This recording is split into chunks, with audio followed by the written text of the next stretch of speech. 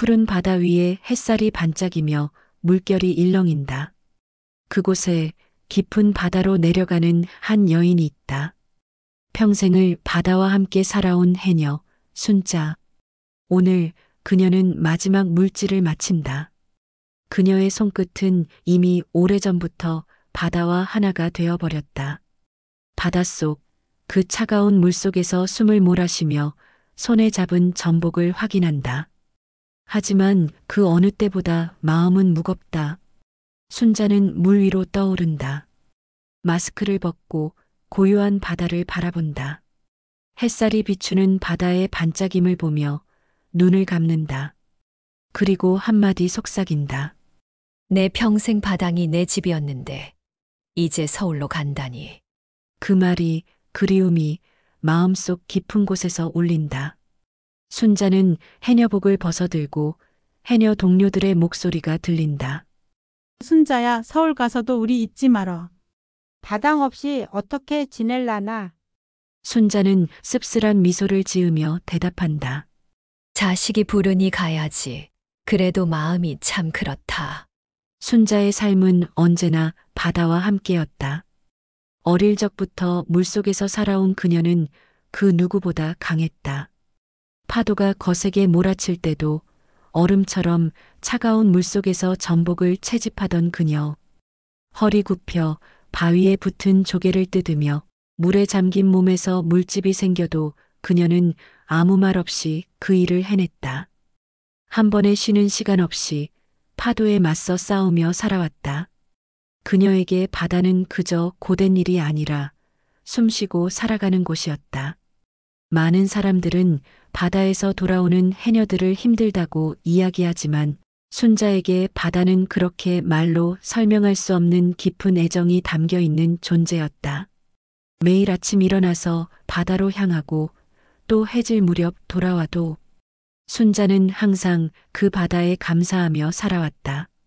힘든 일을 견뎌내며 바다에서 돌아오는 길은 언제나 자신만의 작은 승리였다. 누군가 말하길 그녀의 손끝엔 바다의 힘이 전해진다고 했다. 그만큼 그녀는 바다의 아픔을, 기쁨을 모두 이해할 수 있었다. 자식이 부르니 가야지. 순자는 다시 한번 바다가 자신의 집이었음을 깨닫는다. 그녀에게 있어 바다는 단순히 직업이 아닌 삶 그 자체였다. 하지만 나는 여전히 바다를 떠나지 않는다. 해녀들의 목소리가 여전히 그녀의 귀에 울려 퍼진다. 이제 그녀는 바다를 떠나지만 그곳에서 배운 강인함과 따뜻한 기억은 결코 사라지지 않을 것이다. 서울의 차가운 거리, 순자는 그곳에서 숨을 고른다. 도시의 빛은 너무 밝고 사람들은 너무 많다. 그녀의 눈에 서울은 그저 넓고 복잡한 미로처럼 느껴진다. 이곳은 바다와는 다른 모든 것이 낯설고 기계적인 곳이다. 순자는 아들 영철의 집에 도착한다. 깨끗하고 정돈된 거실에서 아들과 며느리 박수진이 그녀를 맞이한다.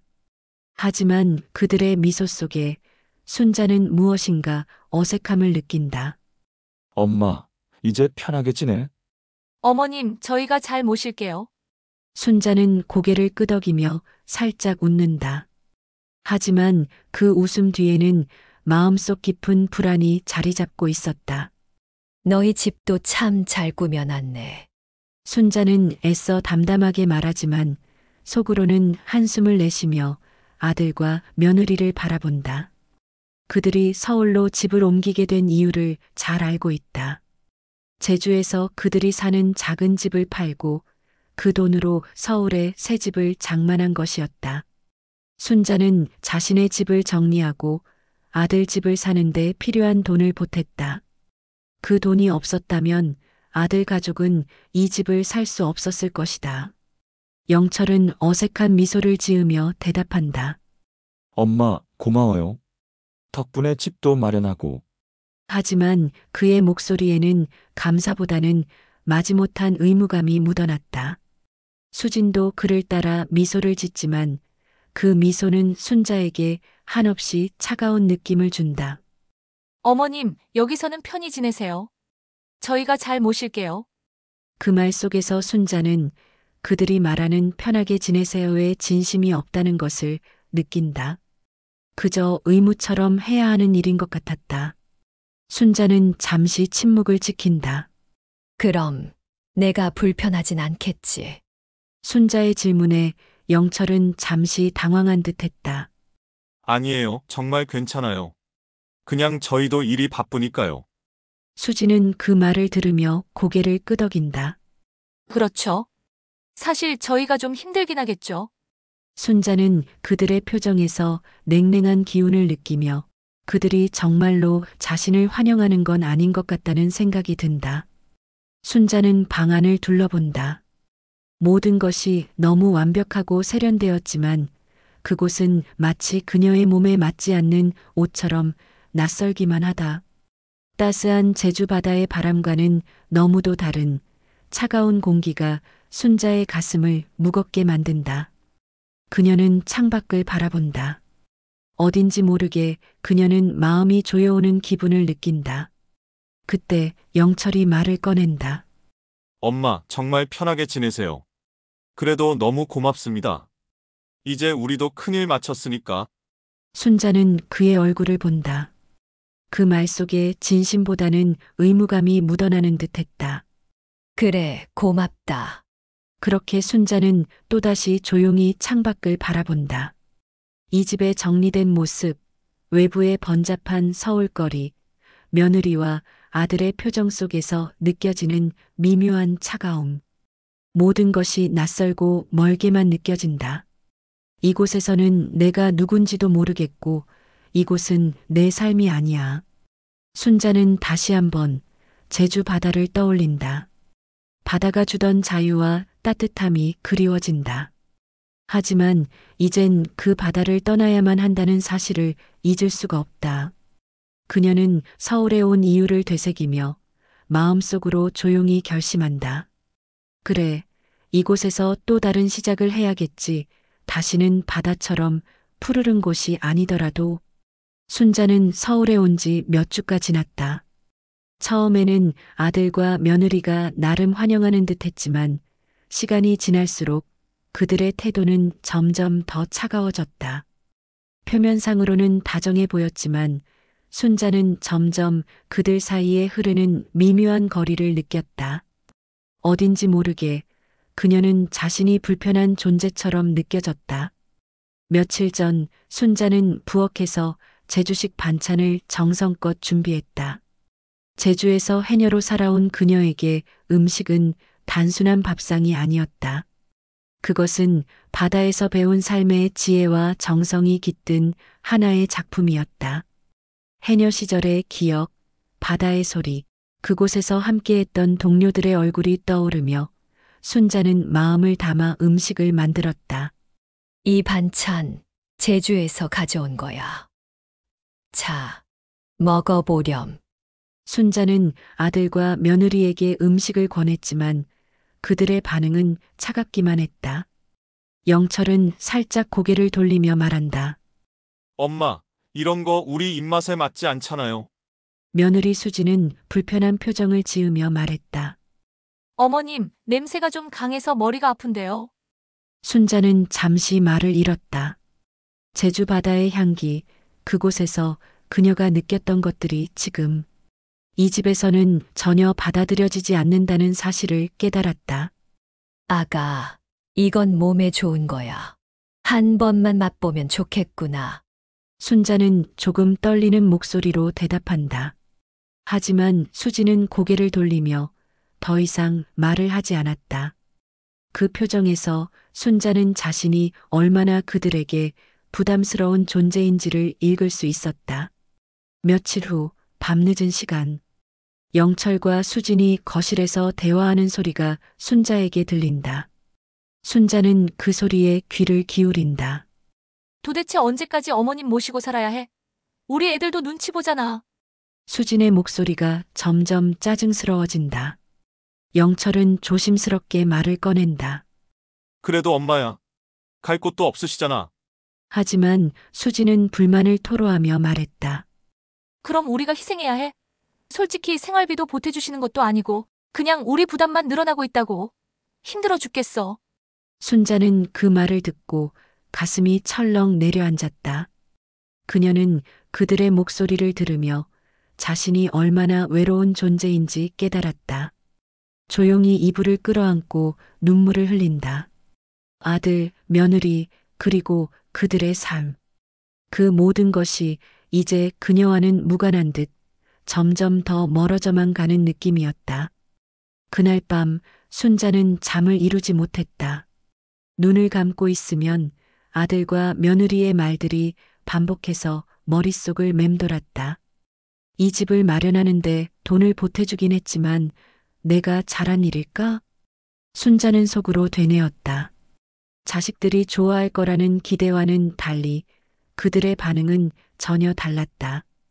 그 돈이 없었다면 그들이 이 집을 살 수 없었을 거라는 걸 알고 있지만 자신이 과연 그들에게 이렇게까지 해야 했는지 마음이 복잡해졌다.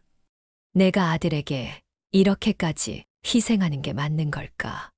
순자는 자신에게 묻는다. 그녀의 마음은 혼란스러웠다. 해녀로서 살아온 긴 세월 동안 바다에서 버텼던 강인한 그녀도 이제는 그저 아들 가족을 위한 희생의 대가가 되는 것만 같은 기분이 들었다. 그녀는 자신이 더 이상 바다의 여왕처럼 자유롭게 살지 못하고 그들의 집에서 얹혀 사는 신세가 되어버린 것 같았다. 눈물을 흘리며 순자는 침대에 누워 생각한다. 이제는 내가 무엇을 해야 할지 모르겠어. 결국 순자는 깊은 한숨을 내쉬고 잠에 들었다. 이 모든 것이 지나면 어떤 길을 가야 할지 그녀도 여전히 알지 못했다. 그러던 어느 날 아침 순자는 평소와 다른 공기를 느꼈다. 부엌에서 조용히 물을 끓이고 있는데 아들 영철이 불편한 얼굴로 다가왔다. 그의 어깨는 무겁게 처져 있었고 눈빛은 어딘가를 피하는 듯했다. 그리고 마침내 그가 낮은 목소리로 말을 꺼냈다. 엄마, 이제 우리가 한계가 온 것 같아. 순자는 그 말이 떨어지는 순간 가슴 한편이 싸늘해졌다. 그녀는 이미 느끼고 있었다. 그동안 집안 가득 감돌던 냉랭한 기류, 수진이의 피곤한 눈빛, 손주들의 어색한 태도, 그것들이 이제야 선명한 형태로 모습을 드러낸 것이었다. 엄마, 우리가 계속 이렇게 살 수는 없을 것 같아. 사실 계속 모시기에는 우리가 너무 힘들어. 수진이도 그렇고 애들도 이제 좀 지쳐가고 있어. 영철의 목소리는 점점 더 단호해졌고 그 안에 담긴 무게는 순자의 가슴을 꾹꾹 짓눌렀다. 그렇다고 해서 어머님을 그냥 떠나게 할 수는 없잖아요. 그러니까 다른 곳으로 가셔야 할 것 같아요. 혹시 다른 친구들 집이라도. 그 말에 순자의 심장은 쿵 하고 떨어졌다. 결국 떠나야 할 사람은 나구나. 그녀는 마음속으로 외쳤지만 입 밖으로는 아무 말도 나오지 않았다. 그녀는 이 집에 머무르면서 자신이 할 수 있는 모든 것을 했다고 믿었다. 살림을 거들고 아이들을 돌보고 말없이 손해보는 일이 있어도 꼭 참아왔다. 하지만 그 모든 희생은 지금 이 순간 아무런 의미도 없게 느껴졌다. 너희들이 이렇게 말하는 게 정말 맞는 거냐? 순자의 목소리는 조용했지만 그 안에는 깊은 절망이 배어 있었다. 영철은 눈을 피하며 머뭇거렸다. 엄마, 우리가 그렇게라도 해야지. 우리가 너무 힘들어. 그 말은 칼날처럼 그녀의 가슴을 찔렀다. 순자는 입술을 꾹 다물었다. 목구멍 끝까지 치밀어 오르는 감정을 꾹꾹 누르다가 결국 눈가가 촉촉해졌다. 내가 그동안 무엇을 했냐? 내가 너희들을 위해 얼마나 많은 것을 포기했는데. 그녀는 숨을 깊이 들이켰다. 억울함, 외로움, 그리고 참아왔던 슬픔이 한꺼번에 몰려왔다. 그래, 내가 떠날게. 내 말대로 이제 내가 가야 할 때가 온 거야. 그녀의 목소리는 더 이상 떨리지 않았다. 차갑고 단호했다. 순자는 아들의 얼굴을 똑바로 바라보며 마지막 희망조차 버리는 듯한 한숨을 내쉬었다. 그 얼굴 안에서 그녀는 더 이상 엄마를 향한 따뜻한 애정도 보호받아야 할 존재라는 연민도 느낄 수 없었다. 순자는 잠시 멍하니 앉아 있었다. 눈앞에서 아들의 말이 메아리처럼 맴돌고 있었다. 이제 우리가 한계야 다른 곳으로 가셔야 할 것 같아요. 그 말이 무색할 정도로 집안은 고요했다. 하지만 그 고요함은 따뜻함이 아닌 차가운 외면이었다. 그녀는 천천히 자리에서 일어나 방으로 들어갔다. 낡은 여행 가방 하나를 꺼내어 바닥에 펼쳤다. 그리고는 옷장 앞에 선 채 한참을 망설였다. 옷장에는 그녀가 손수 빨고 다린 옷들이 정리되어 있었다. 그중 몇 벌만을 뽑아 가방에 넣으면서 순자의 손끝은 점점 떨리기 시작했다. 그 순간 며느리 수진이 방문 앞에 조용히 섰다. 순자가 고개를 들자 수진은 어색하게 시선을 피하며 말했다. 어머님, 저희도 참 죄송해요. 저도 이렇게까지 하고 싶진 않았어요. 그 말에 순자는 가만히 그녀를 바라봤다. 정말 그렇게까지 힘들었니?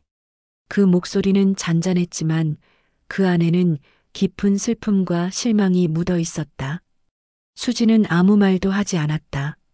그러다 이내 다소 냉랭한 말투로 답했다. 솔직히 말씀드리면 어머님 계신 게 집안 분위기를 무겁게 해요. 애들도 눈치 보고 저도 마음이 편하지가 않아요. 그 말은 결국 참아왔던 감정을 터뜨리고야 말았다. 그래, 눈치 줬겠지.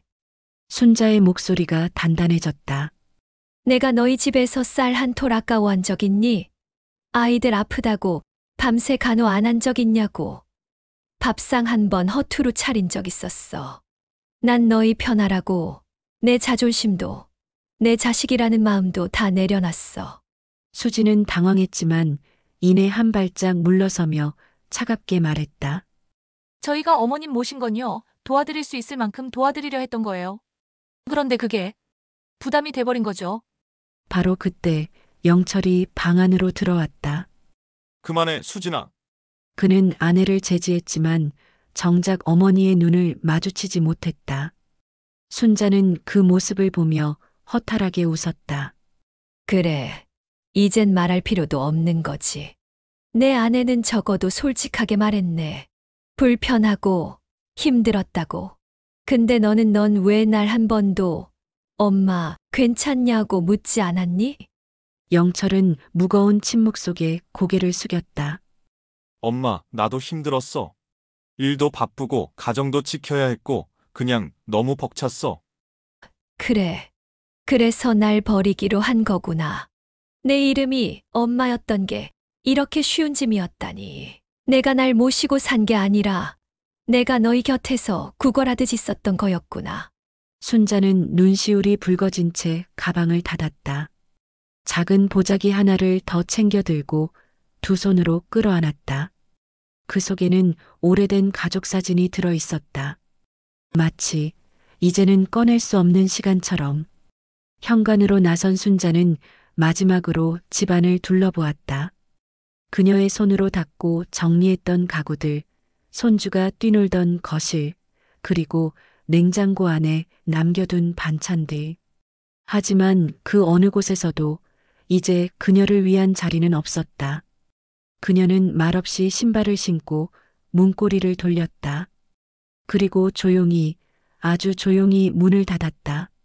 남겨진 아들과 며느리는 침묵 속에 서 있었다. 하지만 그 침묵은 후회도 슬픔도 아닌 어쩌면 안도감이었다. 그 사실이 순자의 마음을 가장 아프게 했다. 쫓겨난 것도 서러웠지만 아무도 붙잡지 않았다는 것. 그것이 그녀를 완전히 무너뜨렸다. 순자는 집을 나섰다. 어깨 위엔 낡은 가방이 있었고 그 안엔 몇 벌의 옷과 손때 묻은 약봉지가 전부였다. 현관문이 닫히는 소리가 그녀의 등 뒤에서 메아리쳤다. 쾅 하고 닫히는 그 소리는 마치 그녀의 존재를 밀어내는 듯 냉정했다. 바람이 불었다. 서울의 봄이라지만 그날의 바람은 사정이 없었다. 순자의 뺨을 후려치듯 불어오는 바람 속엔 외로움이 실려 있었다. 사람들은 각자의 길을 가느라 분주했고 아무도 그녀에게 눈길 하나 주지 않았다. 그렇게 순자는 사람들 틈에서 조용히 사라지고 있었다. 지하철역 앞 벤치에 앉아있던 그녀는 아무 생각도 들지 않았다. 마음은 공허했고 발끝은 얼어붙을 듯 아팠다. 그녀는 문득 손가락으로 가방 끈을 매만지며 중얼거렸다. 이 나이에 이렇게 떠돌 줄은 몰랐지. 그때였다. 누군가 뒤에서 거칠게 소리쳤다. 야, 거기 내 자리야. 비켜. 순자는 깜짝 놀라 고개를 돌렸다. 누더기 옷을 입은 노숙자가 술에 취한 채 순자를 노려보고 있었다.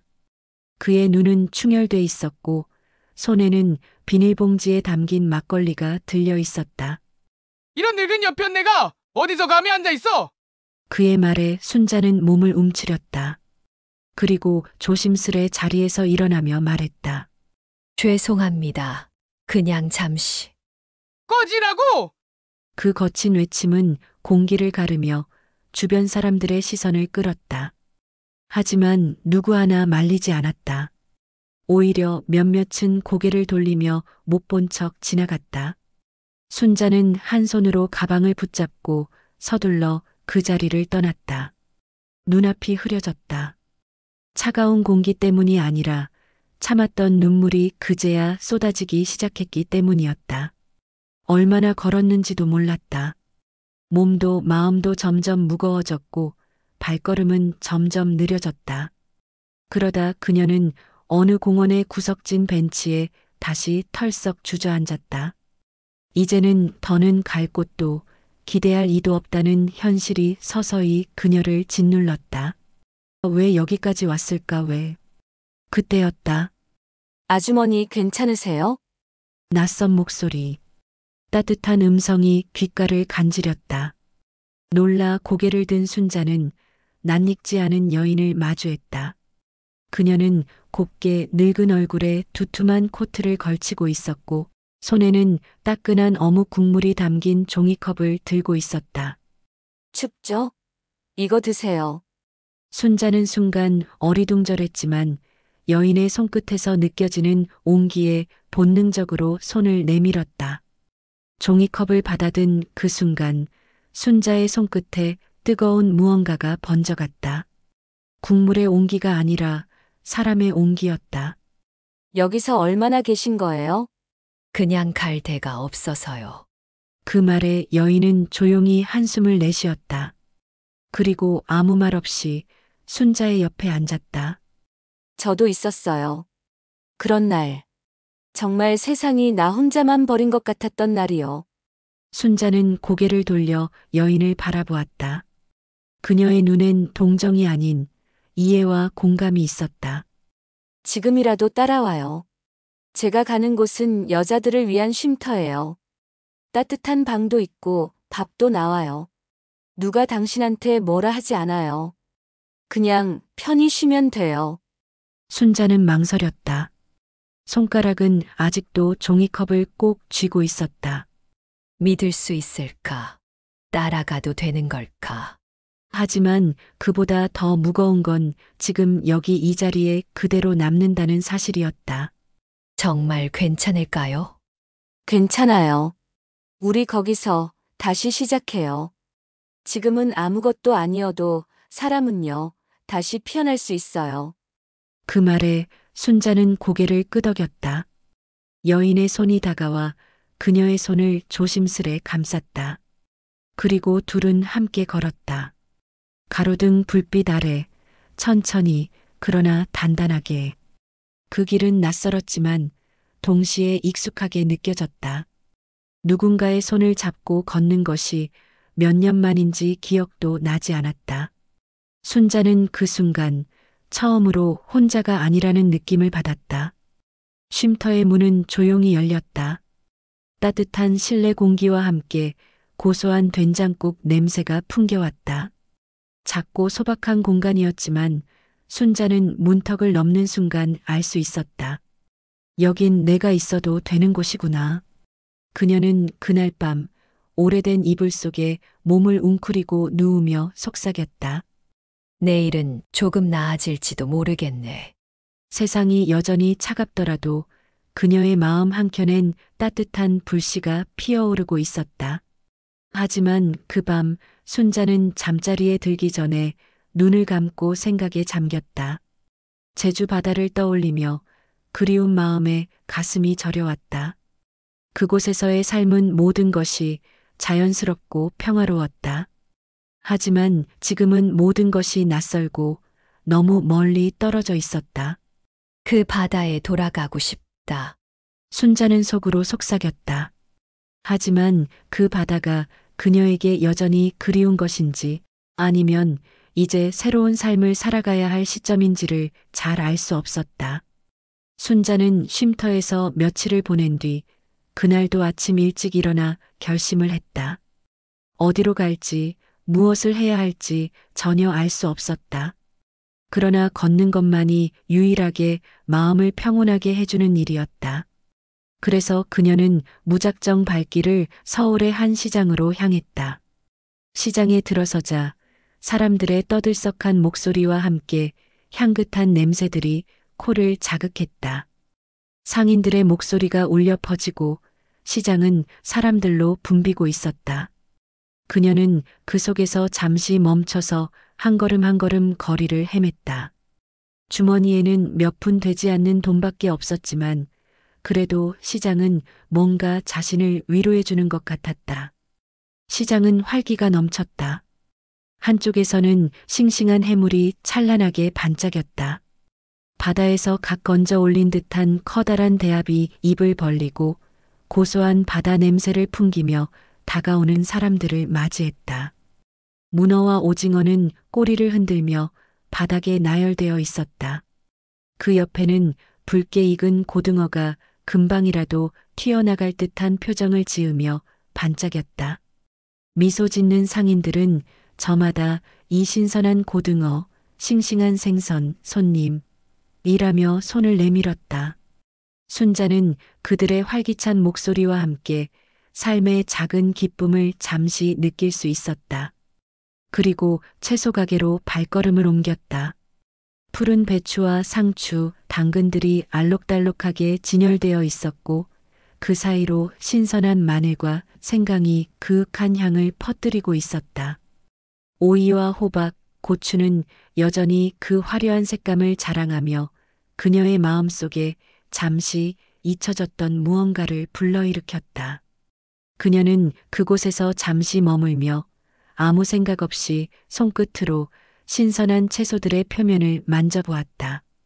그 촉감은 따뜻하고 부드러웠다. 시장에서의 이 작은 순간들이 그녀에게는 큰 위로가 되었다. 그러던 중 순자의 눈에 익숙한 얼굴이 보였다. 잠시 혼자서 그 얼굴을 바라보다가 순자의 가슴은 뜨겁게 뛰었다.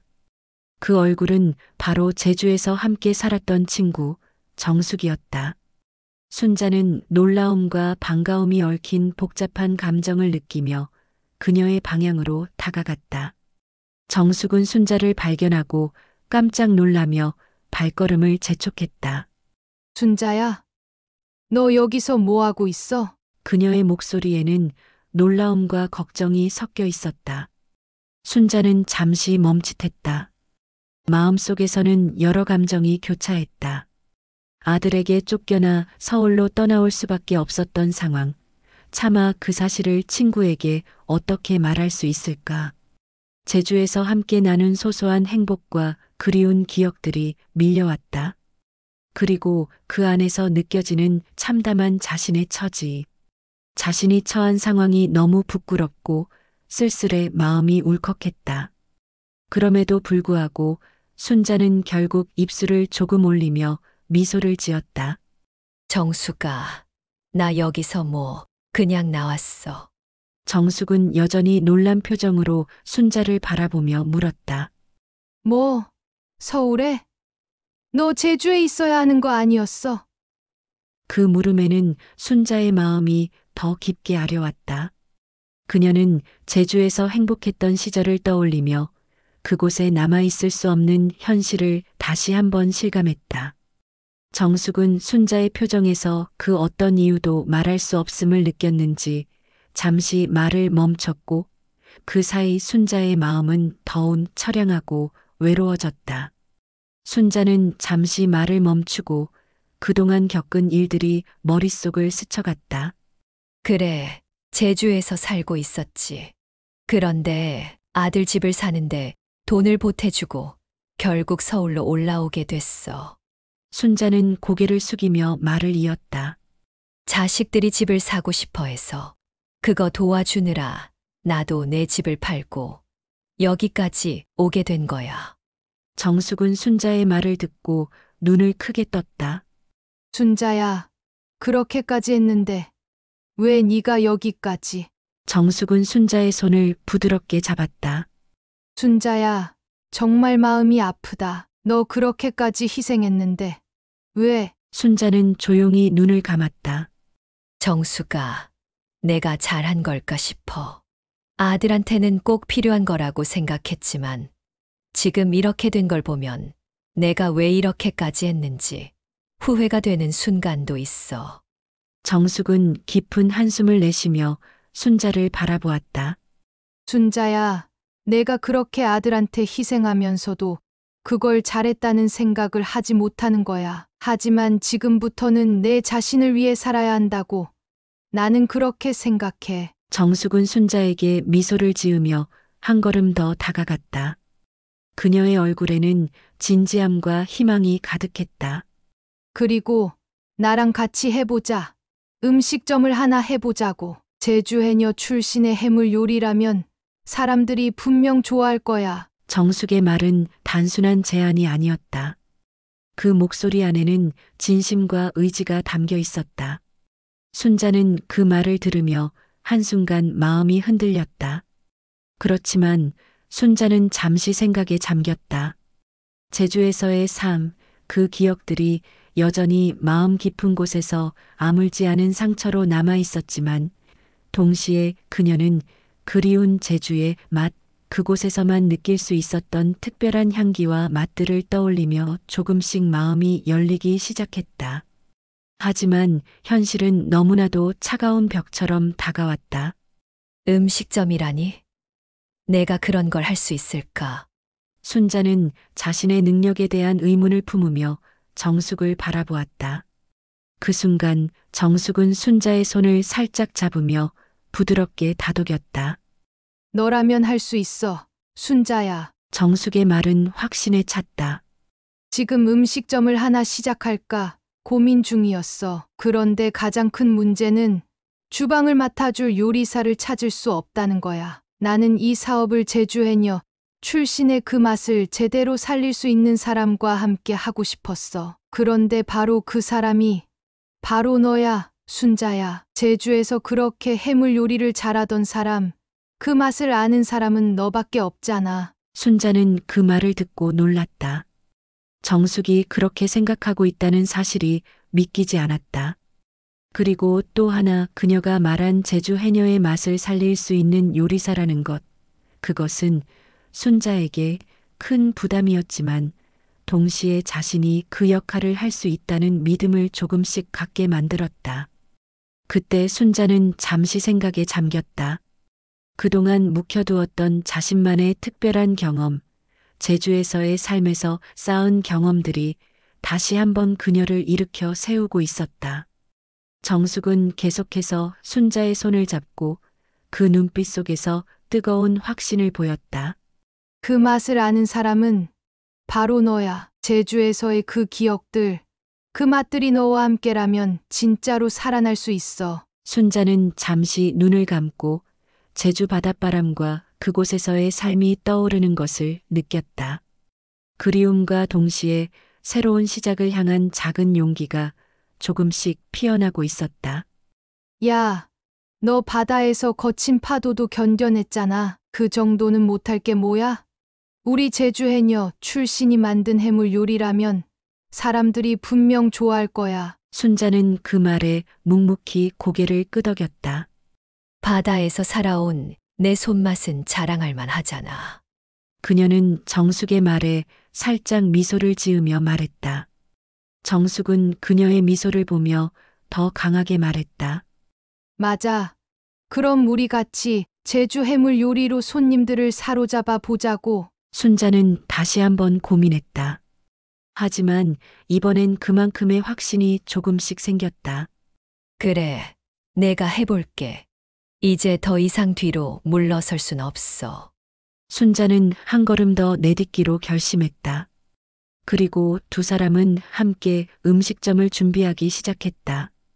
순자는 처음으로 해보는 일이라 걱정이 많았지만 정숙의 든든한 지원이 있었다. 모든 게 처음이라 낯설고 두려웠지만 순자는 그만큼 열정을 다해 일에 몰두했다. 천천히 하지만 제대로 하자. 그녀의 마음속에는 다시 희망이 싹트기 시작했다. 해녀로서 겪은 고된 삶의 기억을 떠올리며 순자는 더욱 강하게 결심했다. 그동안 바다에서 겪어온 일들이 다 무의미하지 않겠지. 그녀는 다시 일어설 수 있다는 믿음을 가지고 첫걸음을 내딛었다. 순자는 정숙과 함께 음식점을 열고 처음으로 주방에 들어갔다. 제주 바다에서 바닷바람을 맞으며 해녀복을 입고 물질을 하던 그녀의 삶은 이곳 서울의 주방과는 너무도 달랐다. 처음 주방에 들어섰을 때 순자는 서툴고 어색한 손길로 조리기구를 다뤘다. 프라이팬에 기름을 붓고 끓고 있는 냄비에 해물과 채소를 넣어보지만 뭔가 하나라도 제대로 되는 법이 없었다. 이게 이렇게 되는 게 맞나? 순자는 스스로도 어리둥절해하며 조리법을 따라가려 했다. 하지만 아무리 해봐도 요리는 익숙하지 않았고 손에 기름이 묻고 양념이 튀며 냄새가 진동하는 주방은 그녀에게 전혀 낯선 세계였다. 정숙이 한쪽에서 조심스럽게 말했다. 순자야, 여긴 빠르게 해야 해. 손님들이 기다리고 있어. 순자는 고개를 끄덕였지만 여전히 마음은 조급했다. 내가 제대로 할 수 있을까? 주방 안에서 냄비와 프라이팬을 번갈아 들고 재료들을 다루는 것이 너무 버거웠다. 매일 바닷물 속에서 물질을 하며 팔과 몸을 단련시킨 그녀도 이곳에서는 처음으로 손끝이 떨리는 걸 느꼈다. 양념을 넣는 타이밍도 불 조절도 그 어느 것 하나 자신 있게 할 수가 없었다. 이게 내가 잘할 수 있는 일일까? 순자는 순간 불안한 마음에 휩싸였다. 그러던 중 한 손님이 들어왔다. 순자는 얼른 그를 맞이하고 자신이 만든 해물탕을 서둘러 내놓았다. 하지만 그릇을 놓는 손은 여전히 떨렸고 순자는 마치 해녀 시절 바닷속에서 큰 파도를 만났을 때처럼 마음이 무겁고 불안했다. 혹시 이 해물탕이 맛이 없을까? 그런 걱정이 밀려왔다. 순자는 손님이 맛을 보고 어떻게 반응할지 몰라 살짝 긴장한 얼굴로 그를 지켜보았다. 해물탕 진짜 맛있네요. 그 손님이 맛있다는 말을 건넸을 때 순자는 한숨을 내쉬며 마음을 놓았다. 정말 다행이다. 그 순간 그녀는 이 길을 계속 걸어가야겠다고 결심했다. 한 걸음 한 걸음이 어렵고 힘들지만 조금씩 자신감을 얻어가고 있었다. 해물탕을 만든 손끝이 조금씩 익숙해지고 주방에서의 긴장도 점차 풀리기 시작했다. 그리고 정숙은 옆에서 묵묵히 도와주며 말했다. 순자야, 너 잘하고 있어. 처음이니까 그렇지. 계속하면 더 나아질 거야. 순자는 그런 말을 들을 때마다 한 발자국씩 자신감을 얻어갔다. 그래, 내가 바다에서 어려운 파도도 견뎌냈으니까 이 일도 할 수 있겠지. 그녀는 다시 한번 손끝에 힘을 주며 주방에서 끊임없이 요리를 했다. 그날 저녁 또 다른 손님이 들어왔다. 순자는 서둘러 음식을 준비해 내놓고 조심스럽게 물었다. 어떠세요? 제주 해물탕 맛이 괜찮으신가요? 손님은 숟가락을 들며 고개를 끄덕였다. 이 해물탕 제주도에서 먹던 그 맛이네요. 순자는 그 말을 듣고 미소를 지었다. 제주도에서 살던 시절 바다에서 직접 해물 따서 요리하던 때가 생각나요. 바다가 그렇게 제게 많은 걸 가르쳐 줬죠. 순자는 잠시 말을 멈추고 손님을 바라보며 그 시절을 떠올렸다. 해녀로서 바다에 나가면 하루에도 몇 번씩 큰 파도를 만나요. 그런데 바다에서 무언가를 건져 올릴 때마다 희망을 얻었죠. 그런 바다의 맛이 이 해물탕에 담겨 있어요. 손님은 한 모금 더 떠먹으며 고개를 끄덕였다. 그렇군요. 제주도 해녀들의 삶은 정말 대단한 것 같아요. 그 고생을 하셨으니 이 맛이 더욱 특별하네요. 순자는 그 말을 들으며 가슴이 따뜻해지는 걸 느꼈다. 바다에서의 삶이 힘들었지만 그때 그 순간들이 저를 이곳까지 오게 만들었어요. 순자는 깊은 한숨을 내쉬며 말했다. 이제는 서울에서 사람들에게 제주 바다의 맛을 전하고 있어요. 그게 제 일이죠. 그렇게 손님과 대화를 나누며 순자는 제주에서의 삶이 지금 자신에게 얼마나 중요한 의미를 갖고 있는지 다시 한번 깨닫게 되었다. 그때처럼 매일매일 힘들지만 여전히 바다에서 배운 대로 절대 포기하지 않을 거예요. 순자는 다시 한번 주방으로 돌아갔다. 바다에서 배운 끈기와 인내가 지금 이 순간의 자신을 만들어가고 있었다. 순자는 음식을 만들고 손님들과 대화를 나누며 점점 더 자신감을 얻어갔다. 정숙의 도움으로 시작된 작은 음식점은 어느덧 입소문을 타고 조금씩 자리를 잡아갔다. 그녀의 해물탕과 제주식 요리는 맛있다는 평을 받았고 손님들이 계속 찾아왔다. 순자는 이제 주방에서만이 아니라 손님들과 소통하는 즐거움도 느끼게 되었다. 여기서 만든 해물탕 정말 맛있네요. 제주도에서 먹던 그 맛 그대로예요. 다음에 또 오겠습니다. 순자는 손님들이 기뻐하는 모습을 보며 뿌듯한 마음을 느꼈다. 그래, 내가 이 일을 잘하고 있구나. 그녀는 미소를 지었다. 하지만 순자의 마음속에는 여전히 갈등이 있었다. 가게가 점점 번창하면서 그녀는 본격적으로 사업을 확장할 생각을 하게 되었다. 이렇게만 하면 언젠가는 큰 가게도 낼 수 있을까? 순자는 혼자서 큰 꿈을 꾸며 그런 생각을 떠올렸다. 그러나 그럴수록 마음 한구석에 남아있던 의문이 떠올랐다. 내가 이렇게 살아도 괜찮은 걸까? 나를 떠나보낸 아들, 그들이 한 일들이 내가 잘한 걸까? 순자는 가끔씩 그때를 떠올렸다. 그때 내가 아들한테 집을 사주기 위해 그렇게 무리해서 보탠 돈, 그게 정말 내가 잘한 일이었을까? 그때 아들과 며느리가 보였던 태도와 말들이 계속해서 순자의 마음을 아프게 했다. 그들이 나를 이렇게 대하는 게 내가 잘못했기 때문인가? 순자는 자주 혼자서 이런 질문을 반복하며 그들이 보여준 차가운 태도에 대한 정신적인 충격에서 벗어나지 못했다. 나는 그냥 내 아들, 내 며느리가 나를 사랑할 줄 알았어. 그런데 그들은 나를 마치 짐처럼 여겼고 나를 내쫓았잖아. 순자는 주방에서 손님을 맞이하며 마치 그들의 차가운 눈빛이 여전히 자신을 향하고 있는 것처럼 느껴졌다. 왜 이렇게까지 해야 했을까? 나는 정말 내 아들에게 잘해주려고 했는데. 그녀는 잠시 음식을 만드는 손을 멈추고 자신의 마음속에 맴도는 그 고통을 삼켰다. 그때 정숙이 주방에 들어왔다. 순자야, 너무 고민하지 마. 내가 이렇게 잘할 수 있을 줄 알았어. 순자는 고개를 끄덕이며 대답했다.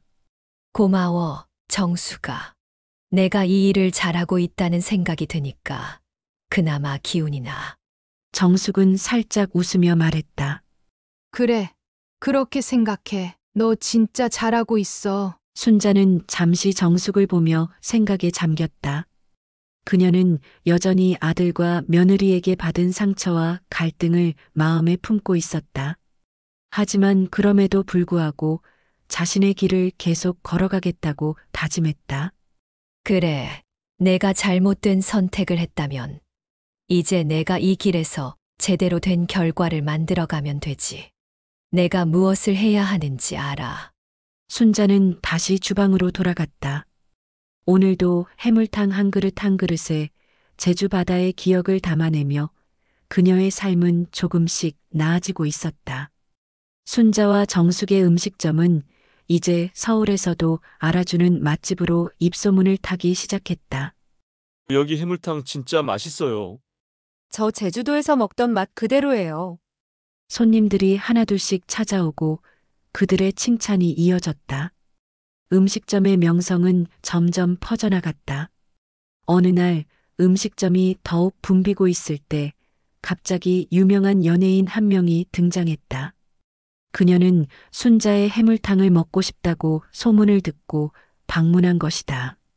순자는 그저 평소처럼 손님을 대하며 음식을 내고 있었지만 손님들이 갑자기 웅성거리며 이목을 끌었다. 저 사람 연예인 아닌가요? 맞아요. 여기 유명한 연예인도 왔네요. 순자는 잠시 혼란스러운 눈빛을 보냈다. 연예인은 자신의 테이블에 앉아 해물탕을 먹으며 순자에게 미소를 지었다. 이 해물탕 정말 맛있어요. 바다의 맛이 그대로 느껴집니다. 순자는 당황한 듯 웃으며 말했다. 정말요? 고맙습니다. 제주에서 바다의 신선한 재료를 그대로 가져왔거든요. 연예인은 음식을 한 입 먹으며 고개를 끄덕였다. 그럼요, 정말 맛있어요. 여기 정말 대단한 곳이에요. 순자는 점점 긴장감을 느끼며 손님들에게 음식을 서빙했다. 정숙도 옆에서 그녀를 도우며 웃었다. 순자야, 우리가 잘 되려고 이런 일이 생긴 거야. 순자는 여전히 마음이 복잡했지만 손님들의 칭찬을 들으며 자부심이 조금씩 커져갔다. 우리도 이렇게 인정받을 수 있구나. 그녀의 마음속에서 예전 제주 바다에서의 고된 시간들을 떠올리며 결국 자신의 길을 찾았다는 생각이 들었다.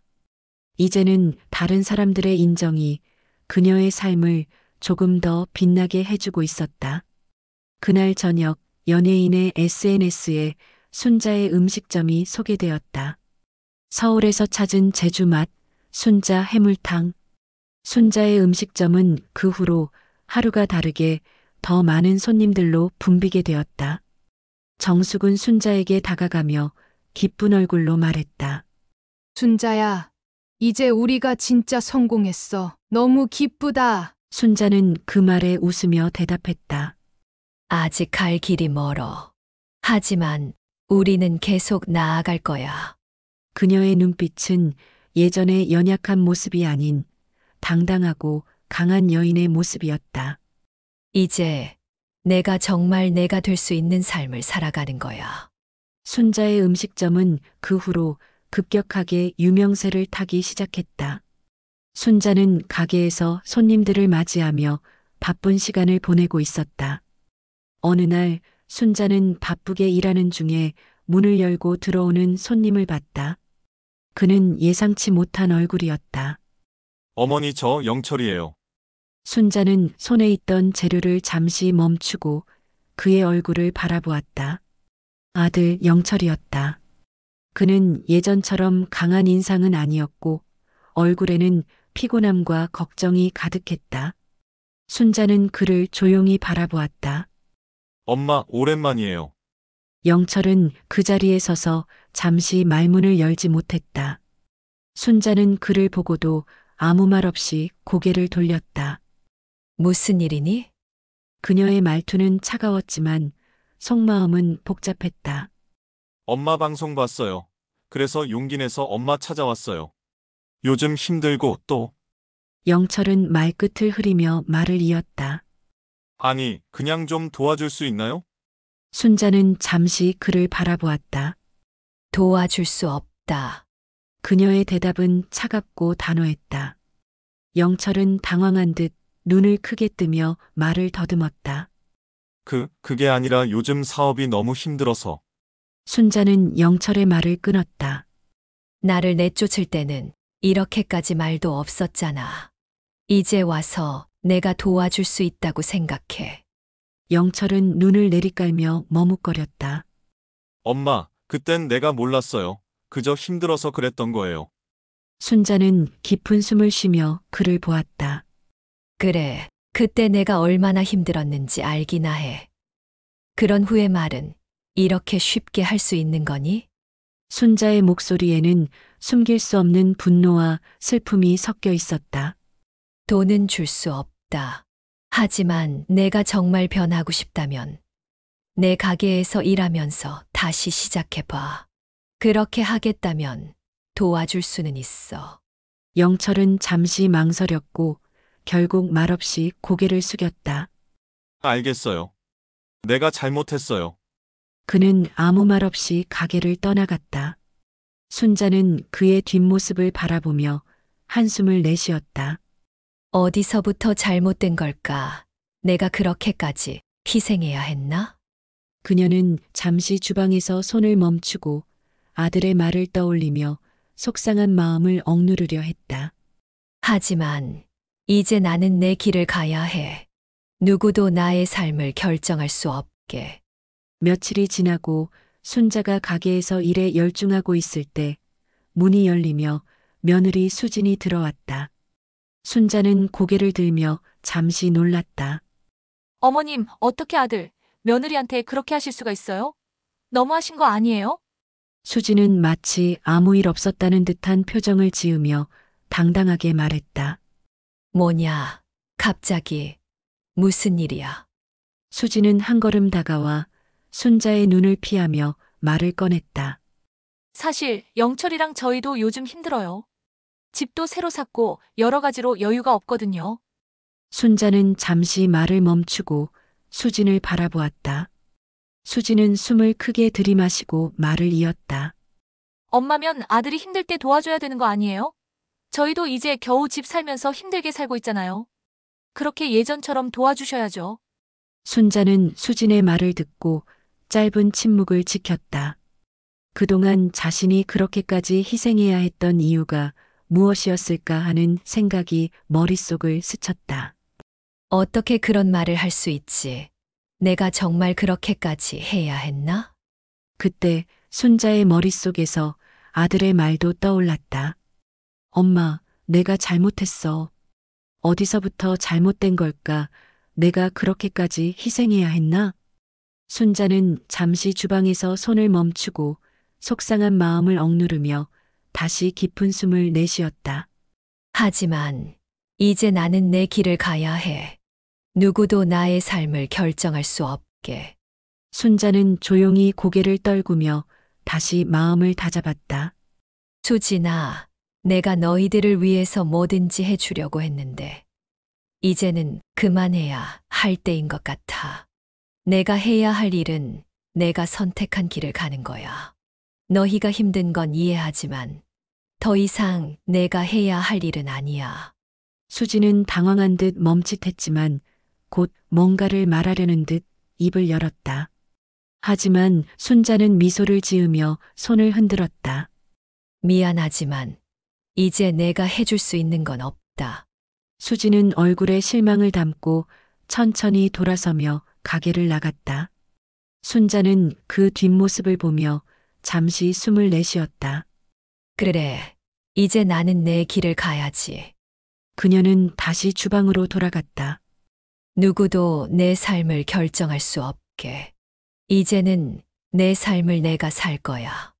순자는 자신만의 길을 다시 한번 굳게 다짐하며 조용히 일을 시작했다. 가게 문을 열면 아침부터 줄지어 선 손님들의 모습이 보였다. 식당 앞은 매일같이 사람들로 북적였고 예약 없이는 자리를 잡기조차 어려워졌다. 처음엔 소박한 밥집이었지만 정성 어린 손맛과 따뜻한 이야기가 더해지면서 순자의 식당은 입소문을 타고 점점 유명해졌다. 해녀밥상 제주 바다의 정성과 땀을 담다. 순자의 음식을 맛본 손님들은 그렇게 말하며 감탄했다. 그 중에는 방송 PD도 있었고 요리 평론가도 있었다. 어느 날엔 유명한 연예인이 몰래 다녀간 사실이 SNS를 통해 퍼지면서 가게는 전국적인 관심을 받기 시작했다. 방송 출연 요청이 들어왔고 순자는 카메라 앞에서 수줍게 웃으며 말했다. 이건 그냥 밥이 아니오다. 제주 바다에서 건져 올린 내 청춘이고, 내 눈물이고, 내 희망이오다. 그 말 한마디는 많은 사람들의 마음을 울렸다. 얼마 지나지 않아 두 번째 분점이 생겼고 세 번째, 네 번째. 서울뿐 아니라 부산, 대전, 대구, 광주에도 순자의 해녀밥상 간판이 걸렸다. 그녀는 이제 단순한 밥집 사장이 아니라 자신만의 철학과 삶을 공유하는 사람으로 존경받기 시작했다. 처음에는 두 손으로 미역을 뜯고 바다에 몸을 던지며 살아온 인생이었다. 하지만 이제 그녀는 그 손으로 새로운 인생의 길을 개척하고 있었다. 고된 파도 속에서도 흔들리지 않았던 해녀의 정신, 그 끈기와 의지가 도시의 한복판에서도 그녀를 빛나게 했다.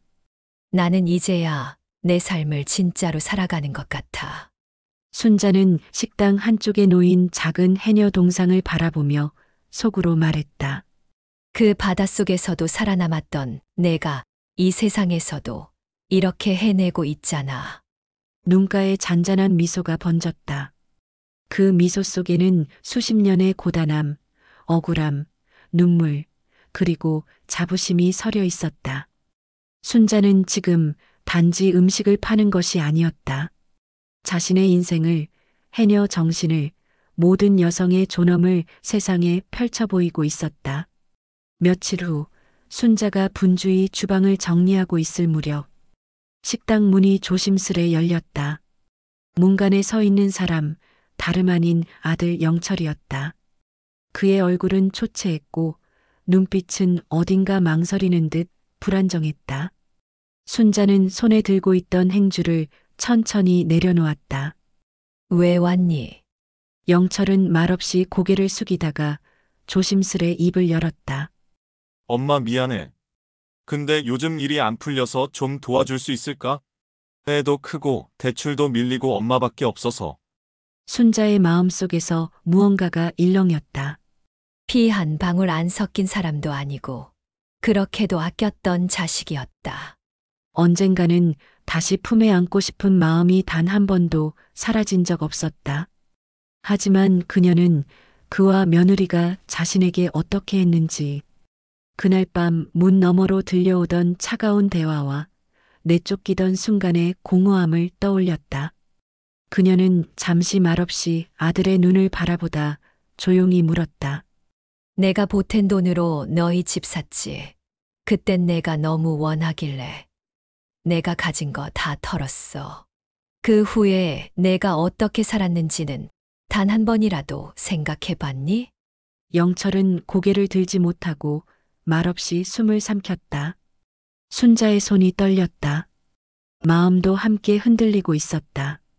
하지만 그녀는 눈을 감고 깊은 숨을 들이쉬더니 이내 단호한 목소리로 말했다. 영철아, 엄마는 지금 겨우 나 자신으로 살아가고 있어. 다시는 누구에게도 흔들리고 싶지 않아. 엄마한테서 더는 아무것도 기대하지 마. 부탁이야. 이젠 나한테 연락하지 말아줘. 영철은 놀란 눈으로 순자를 바라봤다. 그녀의 눈빛은 이제 더는 무너지지 않는 단단함으로 가득 차 있었다. 엄마가 너를 안 도와주려는 게 아니야. 그냥 너도 이젠 너의 삶을 내 힘으로 살아야 해. 엄마도 그걸 해냈잖니. 그 말에 영철은 아무 대꾸도 하지 못하고 말없이 고개를 떨군 채 식당을 나섰다. 순자는 그의 뒷모습을 보며 몇 초간 깊은 숨을 토했다. 그녀는 창가에 서서 하늘을 올려다보았다. 맑은 하늘 아래 햇살이 주방 창을 통해 들어오고 있었다. 내가 옳았는지는 모르지만 이제는 나를 위해 살아야 해. 이제는 내가 나를 지켜야 하니까. 그녀는 다시 조용히 주방으로 돌아갔다. 솥에서 보글보글 끓고 있는 해물탕의 냄새가 그녀의 코끝을 적셨다. 그리고 그 향기 속에서 순자는 처음으로 아주 깊고 단단한 평안을 느꼈다. 식당은 오늘도 북적였다. 바쁘게 오가는 직원들, 고소한 냄새에 행복한 얼굴로 웃는 손님들 사이에서 순자는 늘 그렇듯 앞치마를 질끈 동여매고 주방에 서 있었다. 분점을 세 군데나 더 낸 해녀식당, 제주의 바다를 담은 해물전골, 어릴 적 어머니가 만들어주시던 고등어 조림, 그리고 해녀 손맛이 깃든 따뜻한 미역국까지. 그녀의 음식은 이제 전국으로 뻗어나가고 있었다. 방송에 출연한 어느 유명 셰프는 말했었다. 이 식당 단순한 맛집이 아닙니다. 한 여자의 인생이 녹아있고 진짜 위로가 담겨 있어요. 순자는 그 말을 들었을 때 눈물이 핑 돌았다. 평생 누군가에게 인정을 받아본 적 없던 그녀에게 처음으로 당신이 대단하다는 말을 건넨 세상이 있었다. 그녀는 여전히 하루 12시간 넘게 일했고 여전히 거칠고 검은 손을 갖고 있었지만 마음만은 더없이 단단하고 평화로웠다. 어느 날 제주 바다 사진이 걸려있는 벽을 바라보다가 그녀는 혼잣말을 중얼거렸다. 어머니, 나 이제야 알겠어요. 그 바닷속을 헤엄치며 살아낸 당신의 인생이 결국 나를 여기까지 데려왔어요. 눈물이 살짝 맺혔지만 웃음이 먼저 입꼬리에 스며들었다. 그녀는 바다처럼 넓은 가슴으로 다시 자신을 안아주고 있었다. 그날 저녁 가게를 마감한 뒤 순자는 조용히 불 꺼진 식당 홀에 앉아 창밖을 바라봤다. 불빛 아래 가족처럼 느껴지는 직원들, 그리고 이젠 엄마처럼 따뜻한 분이라 부르며 찾아오는 손님들. 그녀는 작게 속삭였다. 나는 해냈어.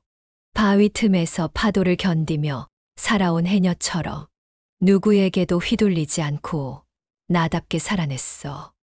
그리고 이젠 누구도 그녀를 불쌍한 노인이 아닌 멋진 삶을 살아낸 한 사람으로 기억할 것이다. 이 이야기가 마음에 닿으셨다면 구독과 좋아요 눌러주시고 여러분의 가족 이야기나 느낀 점을 댓글로 나눠주세요. 구독은 무료이고 좋아요는 이 영상을 만드는 저에게 큰 힘이 됩니다. 감사합니다. 소중한 이야기는 우리 모두의 마음을 따뜻하게 합니다.